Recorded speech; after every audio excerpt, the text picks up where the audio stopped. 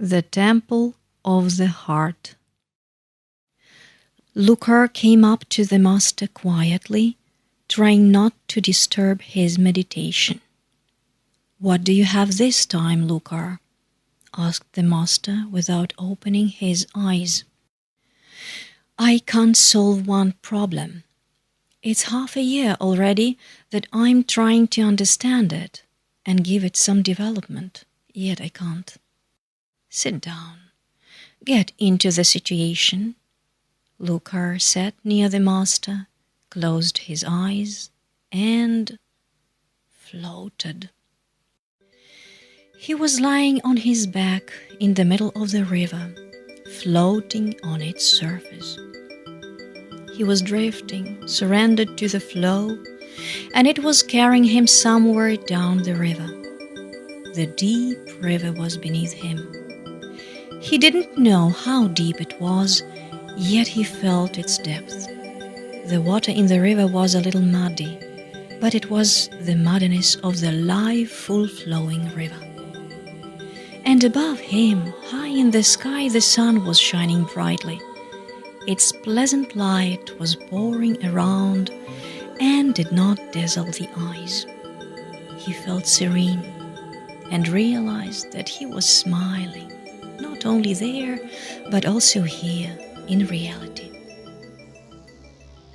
Suddenly Lucre felt that someone had grabbed him from beneath. That someone was trying to drag him down into the river. Yet he noticed, surprised, that he was not afraid. He even knew for sure that that creature, whatever it might be, would not be able to drag him anywhere.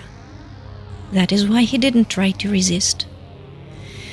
He compared this situation with the one he was experiencing in reality. It was not developing either better or worse, just maintaining the uncomfortable balance all the time. The strange creature kept trying. One trial was so strong that Lucre even startled. Then the creature abated. "What's all this for? And how long can it last?" "What does this mean?" asked the master. "I don't know. It keeps dragging and I keep floating without resistance. Ask, who or what is behind that force?" Lucre got no answer. But the creature occurred to be really persistent. The situation seemed to stagnate at this phase, and he wanted already to see its development, as well as in his real life. If you feel that neither of you can overcome, and the situation has no development, ask to be shown the stronger enemy, being behind this one, advises the master. And Lucre asked, now ready for the development. The creature let him free, and at the same time, not far ahead, the huge open gorge appeared from the water. It was not even a dinosaur, but some unusual monster. And this gorge began to approach him quickly in order to swallow. Lucre did not like this turn of the situation, and he consciously stopped the cadre. The open gorge stood motionless in that position, and Lucre sat on the river surface. He didn't want to be lying relaxed. He had to be vigilant and ready for the right reaction any moment. He had to do something, but what? He proved to be not ready for that development of the situation. "I don't want this," he thought clearly. The cadre came to the movement again, now in the reverse order. The gorge was slowly closing, the head disappearing under the water. As if everything depended upon Lucre's conscious wish or reluctance to take part in such turn of the situation. Lucre opened his eyes and looked at the master. Though deep in meditation, the master asked, "Have you understood?" "Yes, I am not ready for the development of the situation." And he felt sad. He got aware of the distrust and fear to the possible outcome, and yet The state in which he found himself now was uncomfortable as well. And how long could that state last?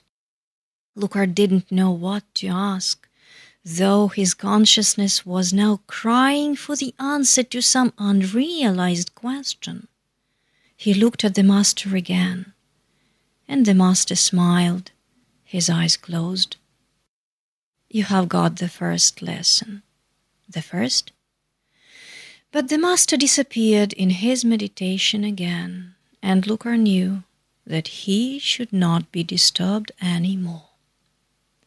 All that he understood was that he is not given the development of the situation because he is not ready for it, as if they try to protect him. On the other hand, how can you be ready for what he has just seen? The time passed, and Lucar often remembered what he had been shown. He understood that he became a bit more aware of the situation, yet he still failed to understand what he had been shown to the end, and his reality kept imposingly being uncomfortable for him. What should he do? Now Lucar doubted what was better, either to change his attitude to the unwanted development of the situation and surrender, or find the way and overcome, and move further. And he went to the master again. Ready? Asked the master, as always from the depth of his meditation. Yes. Now he was really ready. If needed, to face the enemy and accept the challenge, resist, fight, or act the way his heart would prompt him.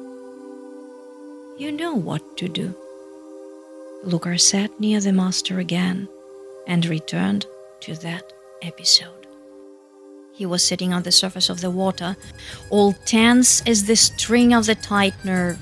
The gorge again appeared from the water, opening wider and wider. He felt that he couldn't help it. It is impossible to avoid the unavoidable. On the other hand, he realized clearly that he didn't want to get stuck for good in that stagnating situation. Be what there has to be. Let there only be the development. The gorge opened to the incredible width, took him inside and slammed, leaving Lucar to sit in complete darkness. His strain did not diminish. The work of his consciousness and feelings grew sharper. Now he was aware of being inside the gorge, yet he felt that this gorge is carrying him somewhere instead of swallowing further. In some time the monster stopped, and the gorge began to open. First, Lucar saw the strip of the light, then the strip grew wider, and he saw that the monster had brought him to the temple, standing on the water. Now he felt welcome to get out. The monster was patiently waiting, its gorge wide open. Lucar went out and stepped on the marble floor of the temple. The huge gorge slammed behind him and disappeared in the water.